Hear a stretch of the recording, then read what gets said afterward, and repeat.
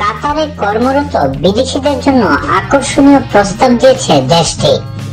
এখন বিদেশিরা চাইলে স্থায়ী নাগরিক হতে পারবেন কাতারের। বুধবার দেশটির মন্ত্রী পরিষদে বিলটি পাশ হয়েছে।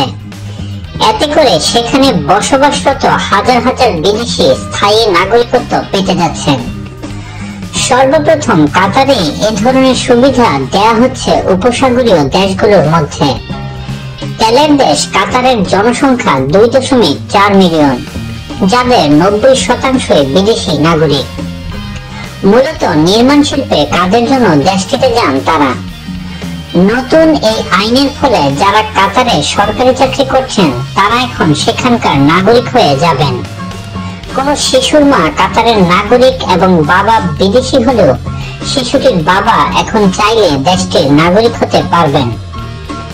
যারা নাগরিকত্ব সুবিধা পাবেন তারা দেশটিতে অন্যান্য নাগরিকদের মতো সরকারি সুযোগ সুবিধা ভোগ করতে পারবেন, বিনামূল্যে চিকিৎসা ও শিক্ষা নিতে পারবেন, এমনকি সশস্ত্র বাহিনী থেকে শুরু করে যে কোনো চাকরি করতে পারবেন।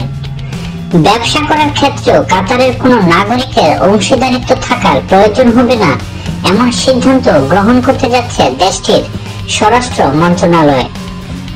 গত 5 জুন সৌদি আরবের নেতৃত্বে কাতারের সঙ্গে কূটনৈতিক সম্পর্ক ছিন্ন করে মিশর, বাহরাইন ও সংযুক্ত আরব আমিরাত এবং কাতারের জন্য আকাশসীমা, স্থলবন্দর ও সমুদ্র বন্দরও বন্ধ করে দেয় এই 4টি দেশ।